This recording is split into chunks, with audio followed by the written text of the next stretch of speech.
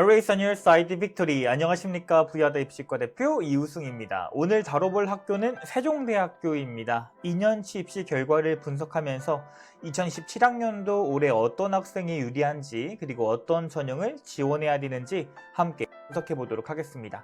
영상이 기니까 바로 시작해 보도록 하겠습니다. 그럼 구독, 좋아요 그리고 합격 출발해 보도록 하겠습니다.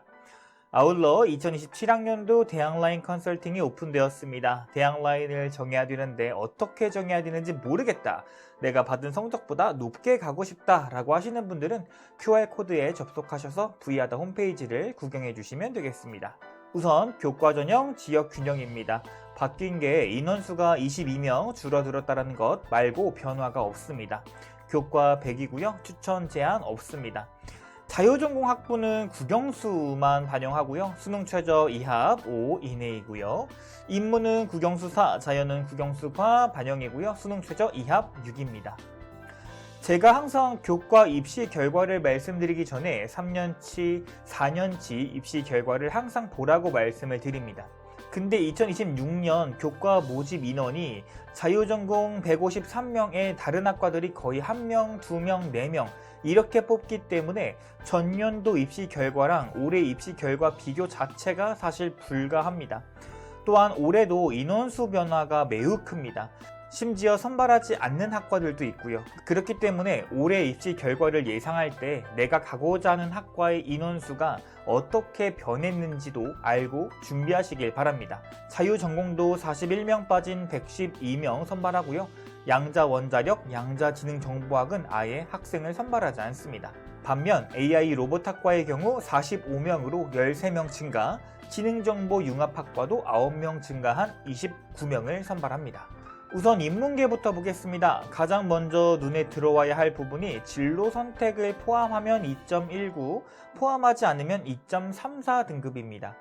경쟁률이 높았던 학과들을 보면 경영, 경제, 역사학과가 교과 전형임에도 불구하고 10대 1을 넘었고요. 반면에 호텔, 관광, 국문, 법학은 7대 1 정도로 상대적으로 부담이 적었습니다. 가장 높았던 입결은 70% 최종 등록자 환산 기준으로 경제학과 989.52, 자유전공 988.63, 국제학부 988.10 순입니다. 인원수가 많았던 자유전공의 경우 충원율은 다른 학과들에 비해 상대적으로 낮은 158%의 정도 결과를 보였고요. 의외로 경영학부는 경쟁률 10.25대 1로 높았지만 70% 컷은 987.05로 중간권 정도였습니다. 미디어 커뮤니케이션 학과는 경쟁률 9.67대 1이었는데 70% 환산 점수 982.29로 가장 낮았습니다. 이건 모집 인원 3명짜리 소수 모집에서 발생한 변동성으로 봐야 할 겁니다.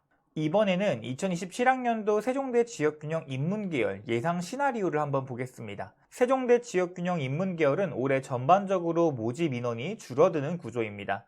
특히 자유전공 학부가 153명에서 112명으로 41명 감소했습니다.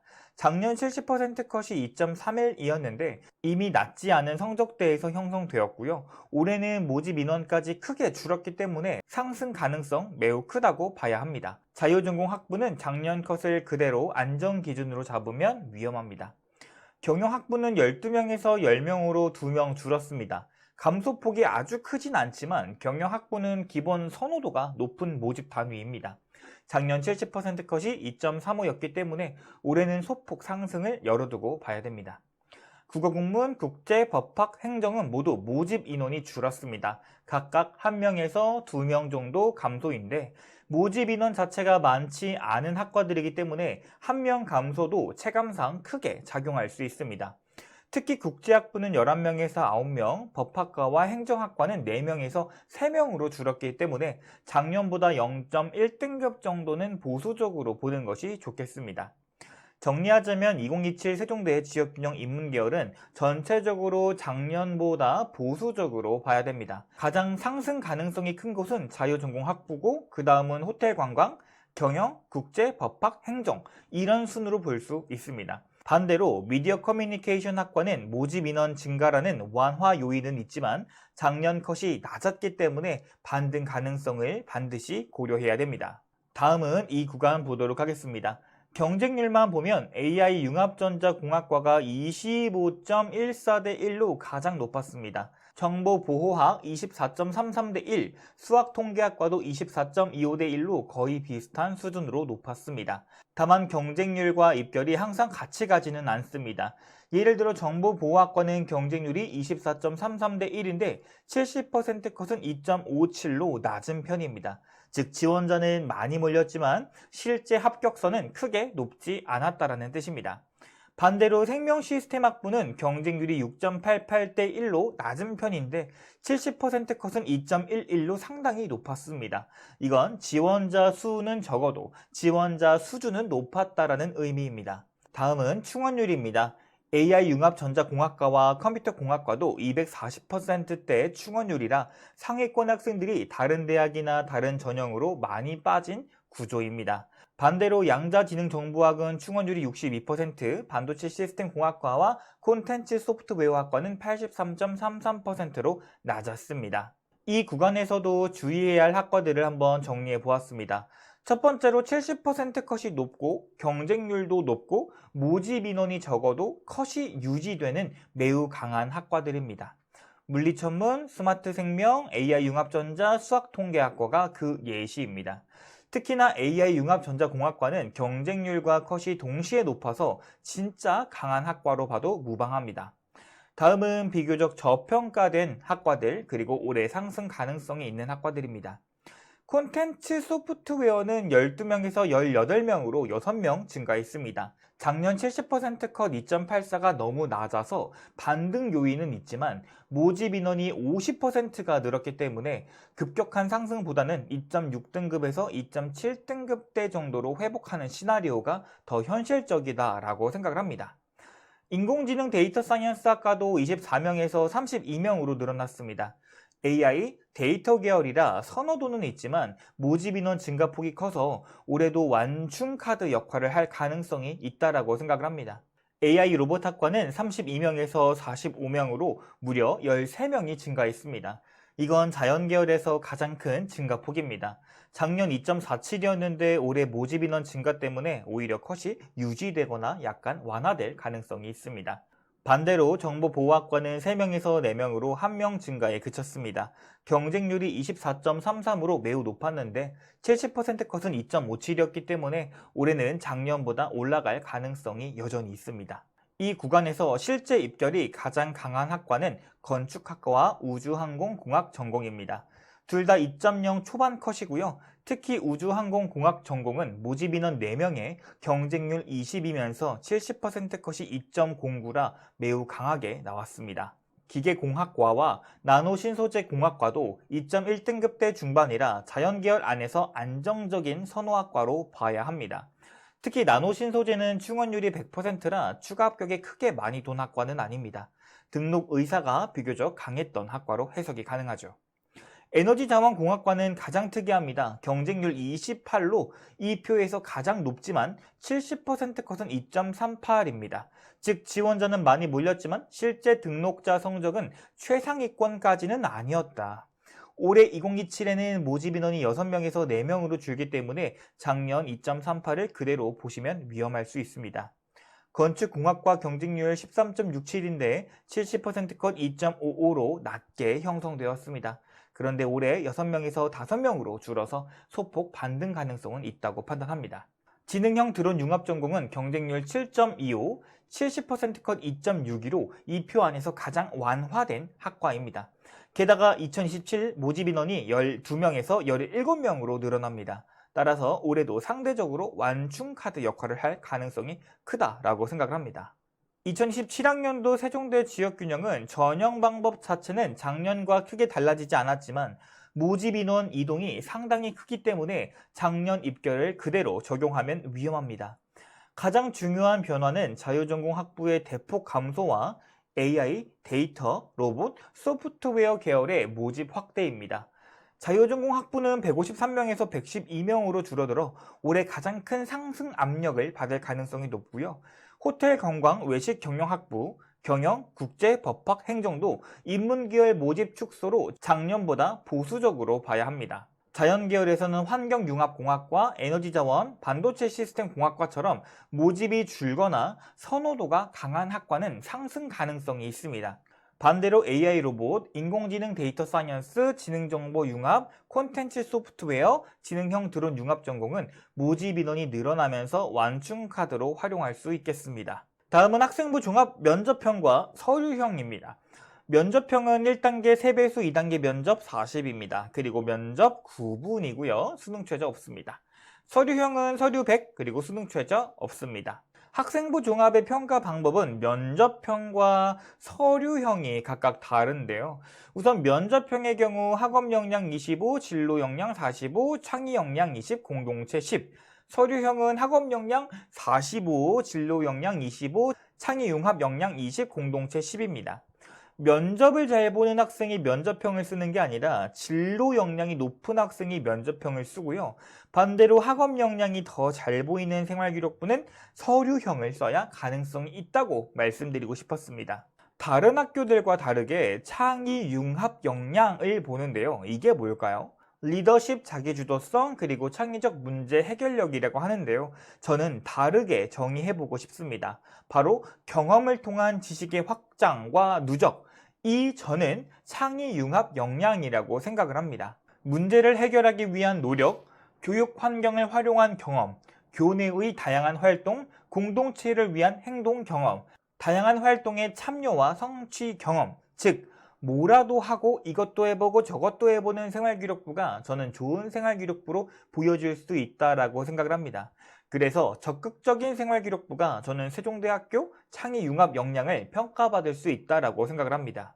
지금 보시는 그래프는 2025학년도 세종대 학생부 종합전형 인문계열 입시 결과입니다. 위쪽은 면접형, 아래쪽은 서류형으로 나누어 보시면 됩니다. 그래프를 볼 때 점선의 평균 등급과 진하게 표시된 70% 컷을 같이 보셔야 됩니다. 평균은 합격자 전체의 중심이고요. 70% 컷은 실제 지원자가 안정성을 판단할 때 더 중요하게 봐야 하는 기준입니다. 국제학부의 경우 외고, 특목고가 많이 지원하는 학과들인데요. 면접형이 서류형보다 범위가 넓습니다. 경영, 호텔관광 역시 면접형의 합격 범위가 더 넓은데요. 자연계열의 경우 그 격차가 더 심해집니다. 면접형이 서류형보다 모든 학과에서 합격 범위가 크게 나타납니다. 특히 컴퓨터공학과의 경우 면접형, 서류형 할 것 없이 합격 범위가 매우 큰데요. 제가 이 표를 보여드리는 이유는 면접형과 서류형의 합격 포인트가 다르고 지원자의 범위가 다르다라는 것을 꼭 보여드리고 싶었기 때문입니다. 면접형은 전공 관련 활동이 뚜렷하고 활동 간 연결성이 강하고 왜 이 학과인가를 잘 설명할 수 있는 학생이 합격을 합니다. 반면에 서류형은 교과 성취가 안정적이고 수업 기반 탐구가 탄탄한 학생, 수업을 얼마나 깊게 공부했는가가 잘 보이는 학생이 합격합니다. 세종대가 발표한 자료들을 공부하면서 면접형과 서류형 합격자를 가장 잘 대변하는 한 문장이 뭘까를 고민해 본다면 저는 이겁니다. 지원 전공과 연결된 교과 선택, 성취, 탐구가 있고요. 그 과정에서 자기 주도적으로 문제 해결과 공동체 안에서의 성장까지 확인되는 생기부가 저는 좋은 생기부라고 말씀드리고 싶었습니다. 앞으로 우리는 면접형과 서류형의 등급들을 볼 텐데요. 이 등급들은 이 한 문장이 들어있는 생기부라고 생각을 합니다. 우리도 이런 생기부를 만들기 위해 노력하셔야 됩니다. 자, 이제 2026학년도 전년도 면접형 입시 결과 인문을 보도록 하겠습니다.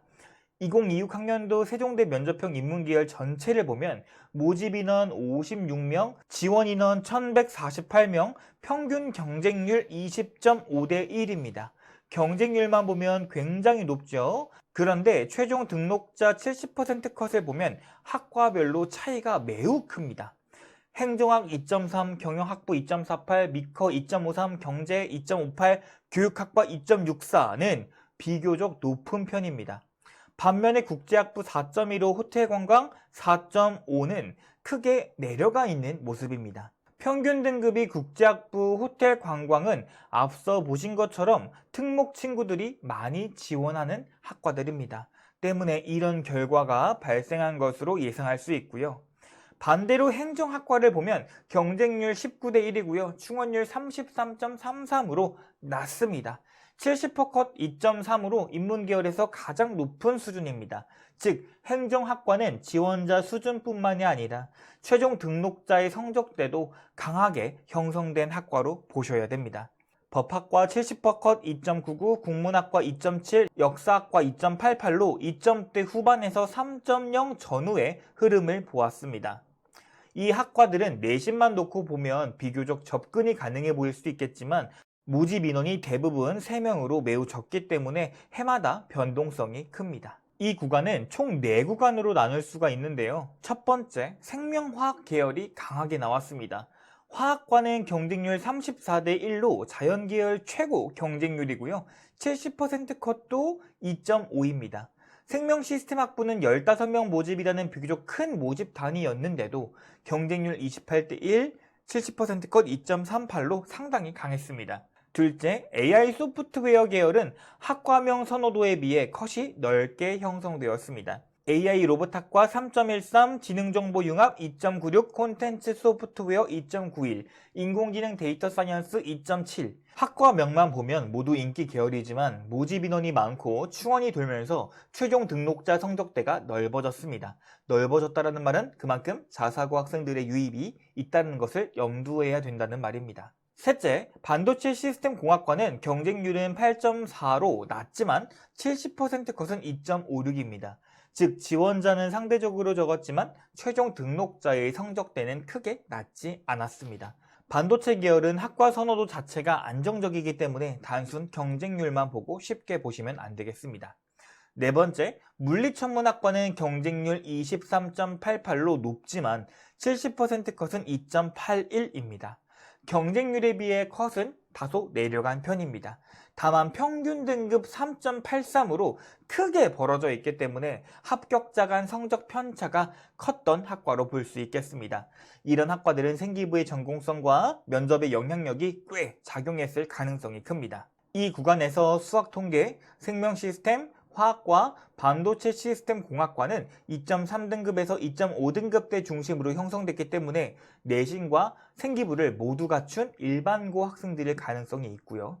AI 로봇학과, 지능정보융합, 콘텐츠 소프트, 인공지능 데이터 사이언스는 2.7에서 3.1등급대까지 컷이 형성되어 있습니다.